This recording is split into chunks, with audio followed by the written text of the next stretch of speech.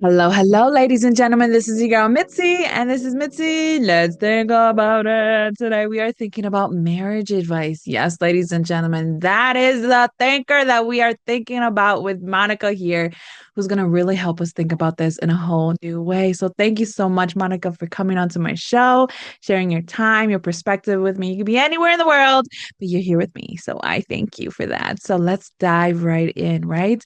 When you hear the words marriage advice, what does that necessarily make you think about? Ooh, my first thought is bad marriage advice. I mean, I wrote an entire book about it for basically for my oldest son. He announced that he had met the girl of his dreams and that he wanted to get married. And I remember just feeling a sense of panic, like, oh my goodness, they are going to get so much bad marriage advice. And so I sat down to write him a little love note, and it turned into a book, and it's really, really fun. Oh, that is so sweet. You were just there helping out your son and just trying to be like, you know what? Let me just help you before the world tells you how to do everything the opposite direction. So it's like, so what is the top three advices that you gave your son then? So important. Well, the good marriage advice, there is good marriage advice. And so I'll give you the top three good ones, and then you want to Yeah. talk about the Yeah. top three bad ones. Is that Yeah. okay? My first advice would be to, if you're religious, pray together. If you're not, connect. So make sure that there's not a day that goes by that you don't connect in some way with each other and with some sort of higher power that's bigger than you. I think that's one of the best things I can tell newlywed couples. It's just so important to stay connected. Number two, it's all about communication. So basically, the through line of my book, Bad Marriage Advice, is if it engenders lazy communication, then it's not good advice. If it stretches you, if you're seeking to understand and communicate and speak up about the things that are important to you, then it's good advice. And then the third is absolutely know when to ask for help. So I would say my actual number one piece of advice for new couples is to get in to see, and I will say an RLT, a relational life trained therapist or coach, and just establish yourselves. So, what a couple of meetings with someone like me would do for a young couple, even if you're not in distress yet, right? You're like it's still in that butterfly phase. You think each other is the best thing that could have ever happened in the world, and what could possibly go wrong.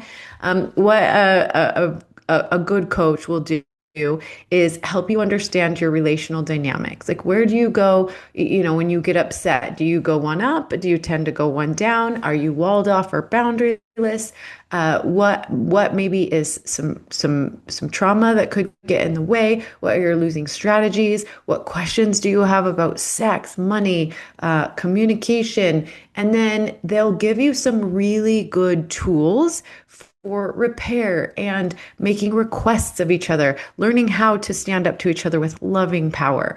Those types of things are really great for setting the foundation. And not only that, but when you do hit those bumps in the road, you're already established with somebody who understands you individually, understands how your relationship works, and can get you through and over those bumps with, relatively less effort than, trying to muscle through it on your own for years. Oh yes, I think that's great advice, and I most definitely see how the that can also be some bad advice as well because people don't realize like when you're married, it's just you two, you know what I mean? And you gotta have that communication. You gotta be able to connect in a way that you can understand each other.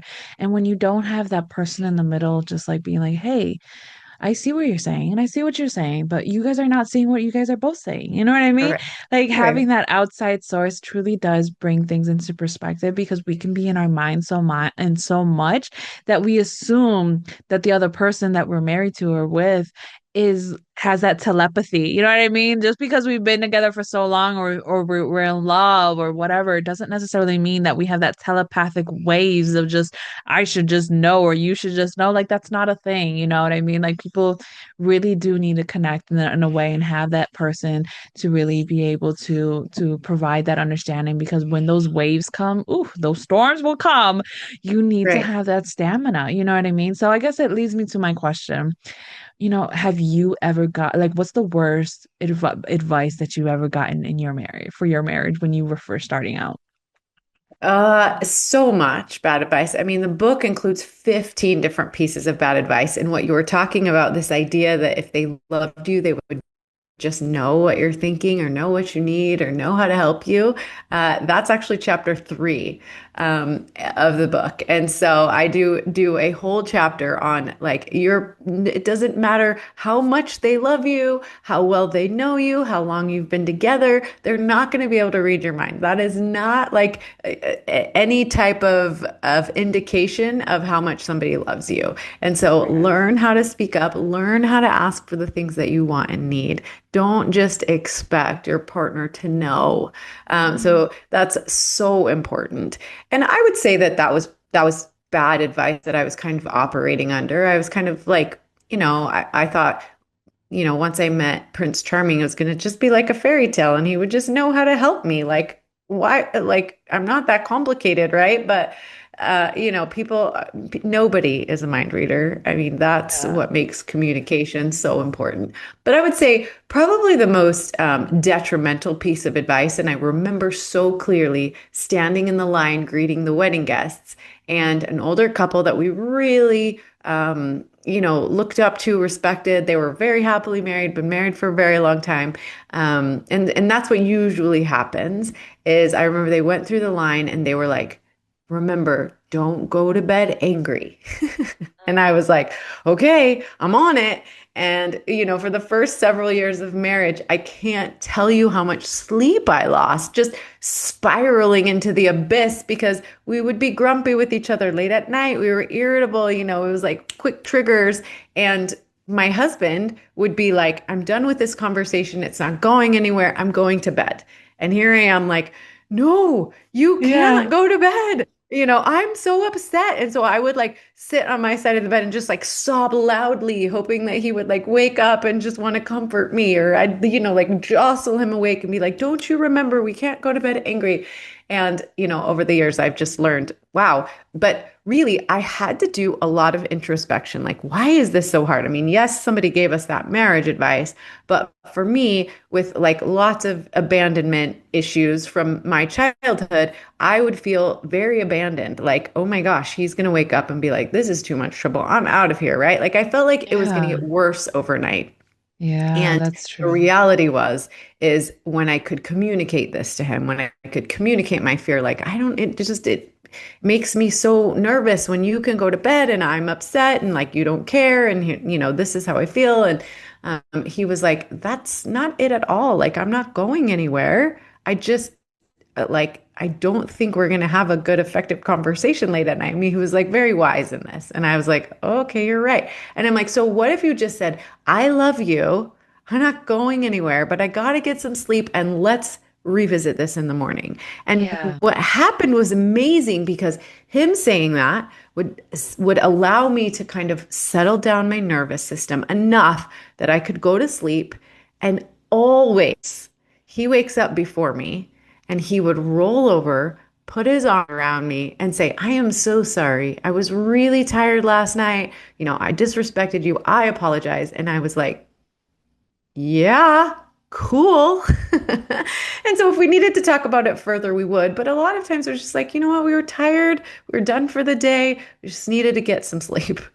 Well, absolutely. To be honest, I've always thought of that as the worst advice because I mean, you're tired. You already had a long day. You're already stressed out. You're already overstimulated. And now you want me to stay up till the crack of dawn to continue on this conversation? Like, no. And like for those people that chase after the other person when they run away or they just don't want to talk about it anymore. And they're like, no, you come back here. You come to talk to me. Like, no, like, don't do that either. Like, I am not one of those people. Like, I'm the one that, like, go ahead, sleep on it. Because when you sleep sleep on it. I'm gonna sleep on it, and I'm gonna pray on it, and I'm gonna give it to God, and God's gonna give you a dream, or God's gonna talk to you, and then in the morning, or in the next day, or after work, or whatever, you finally get the understanding and the notification, and you will finally realize, like, you know what, it wasn't even that big of a deal, or you know what, I'm sorry, and exactly like you said. So it's like I think it's the best is just be patient with one another. You know what I mean? Give each other that grace and just be open with that communication, because you being honest, like, hey, this is how it makes me feel. This is how it puts me. This is how where my state of mind is leading. Like, oh, that right there is so honest and so vulnerable. And I feel like if you can't be that way with your significant other in that marriage, then what's the real point of really being in that relationship? You know what I mean? So I guess it leads me to my next question. How important to you do you think being vulnerable with your spouse is? So important. So important. And the reality is being curious and vulnerable are literally the most important ingredients. I think the essential ingredients, like you can't make cookies without sugar and flour and butter. I mean, you can make some substitutions, but you can't substitute curiosity and vulnerability if you want to create a beautiful life together.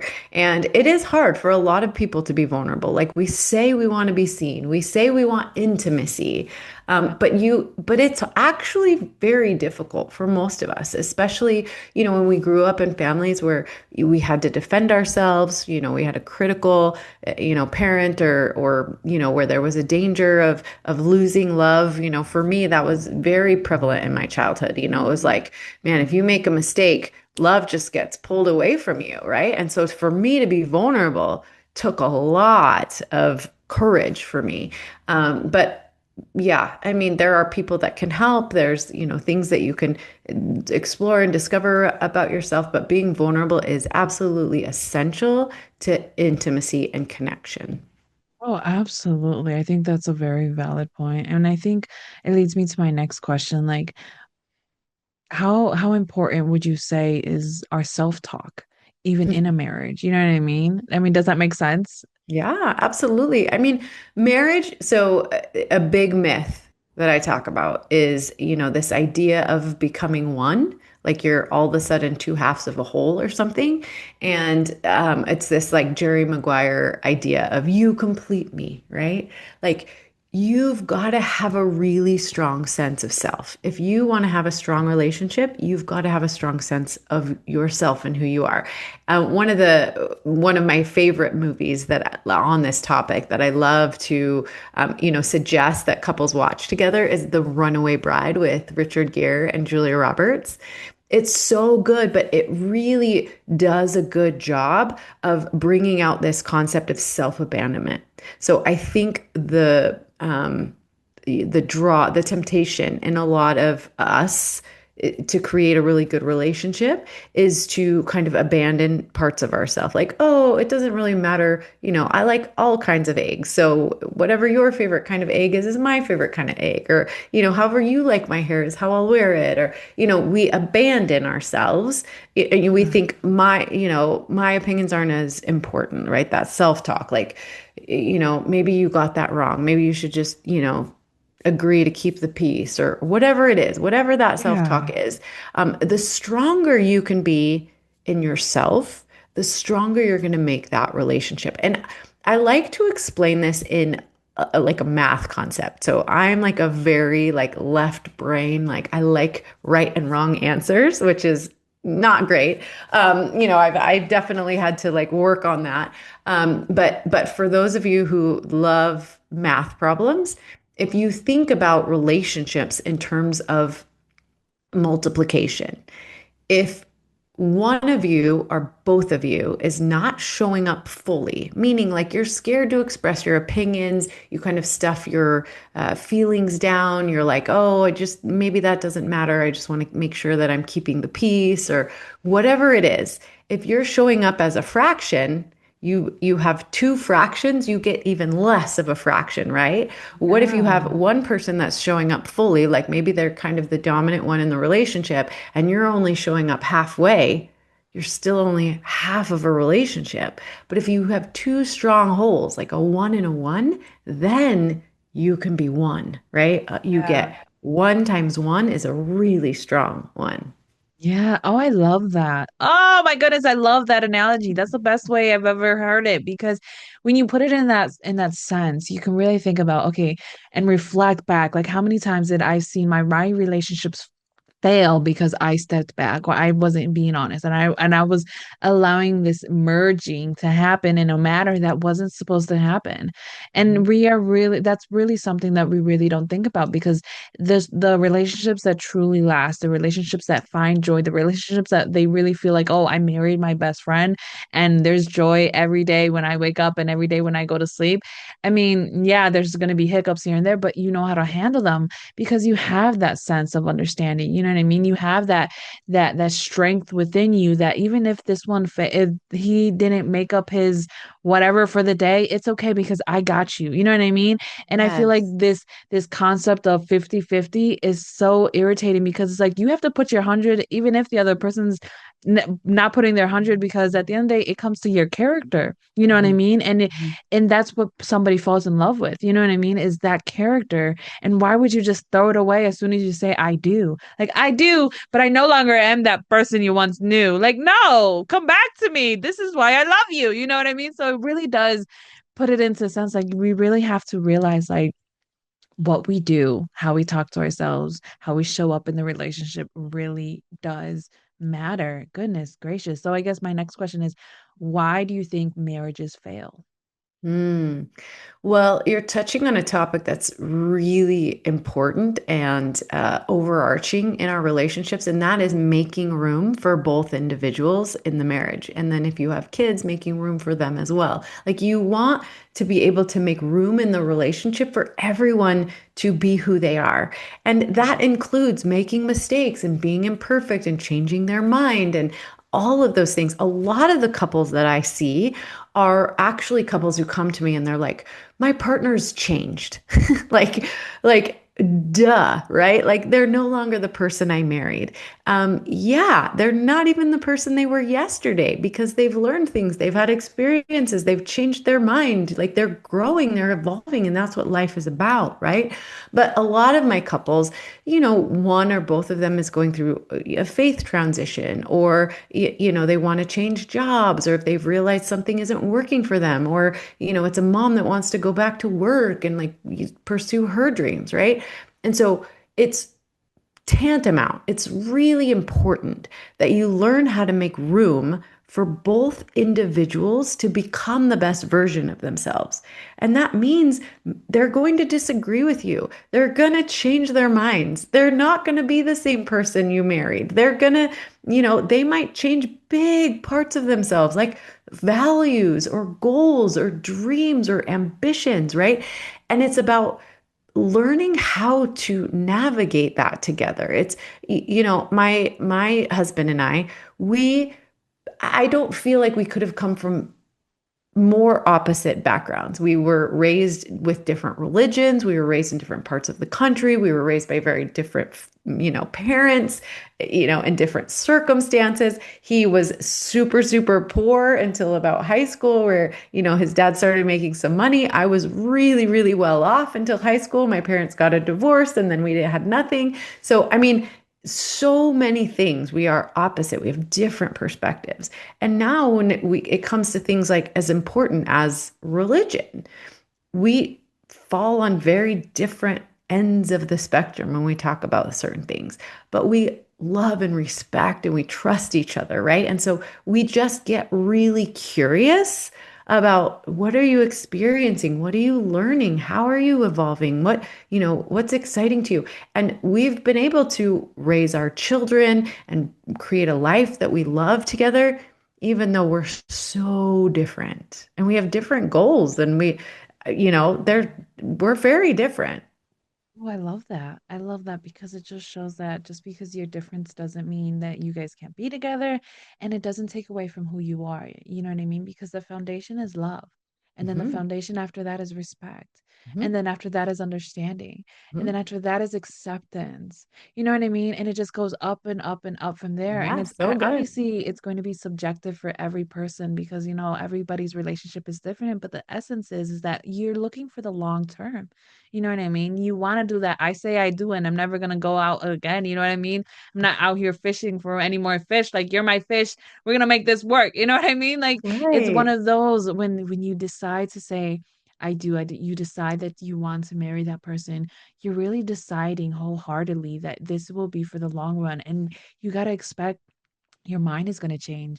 Your goals are going to change. You're going to evolve with time. They're going to evolve when you have kids. You're going to evolve once they're out of out of the nest. They're going to evolve with no matter how much life throws at you, but it's just being able to stand your ground and know that at the end of the day I still love you and you still love me, and that's all that matters. You know what I mean? And I think, Yeah. oh my goodness, I wish people can just get that out of this whole entire conversation. But it sucks that time is catching up to us because I didn't even realize how much time already passed by. And it's like, no, come back. But what can be some lasting words that you can truly leave us off with to keep on thinking? Yeah, I think actively choosing one another, even when it's tricky, is really and knowing when to ask for help. It's not a sign of weakness, it's a sign of commitment. So, if you're struggling, if you feel like you're sacrificing a lot, if you feel like you're not getting along, if you feel like you're facing this insurmountable challenge, don't settle for mediocrity. Don't settle for a marriage that's less than what you deserve, right? There's definite people that can help you. And one of the things I say is you can't see the label from the inside of the bottle. And so we were kind of talking about this towards the beginning. You mentioned it, is that, it's really hard to get outside of the dynamic of your marriage because you're in it. And so if you find a neutral third party that can be, a cheerleader for the marriage, then you really can they can help you kind of see the things that you can't see, the impact that you're having that you don't understand or know about.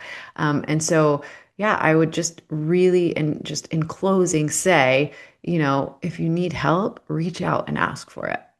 Exactly, exactly. Because having that third party perspective provides you something that we're missing. You know what I mean? Like we're doing a puzzle of life together and we don't realize we're missing that piece because it's over there and it's flipped over and you don't even realize it's part of your puzzle. You know what I mean? But then somebody who comes in is like, oh, but isn't that a puzzle piece over there? And they're like, oh my goodness, I can't believe it. You know what I mean? And it makes everything makes more sense. So yes, asking for help, just being honest, you know what I mean?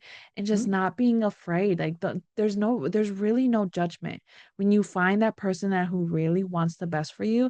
There's no judgment. It's just about, okay, let's make this work, let's figure it out together. Working as a team. Yeah. Exactly, working as a team, as that dynamic. Oh my goodness, people really do need to think about this, and I thank you for providing your insight, providing your heart into this, because I truly do appreciate this, because I could feel it, I sense it, I know it. You know what I mean? It's there. Thanks for Boom, having boom. me. Ladies and gentlemen, if you guys enjoyed this conversation, because how could you not? With all of these great knowledge bucket nuggets that came out, it truly does make you really think. And if you want to know more about Monica and what she has to offer the world, please check her out. I have access to her website on the audio. Just click on it in YouTube, in the description. Boop, just click on it. It goes directly to her website that has so much great content, access to her book, just so that you can continue on thinking, ladies and gentlemen. Don't do yourself a disjustice by stop thinking. You do yourself disservice by continue on thinking. So, with that being said, always, always, always keep thinking, y'all. Bye.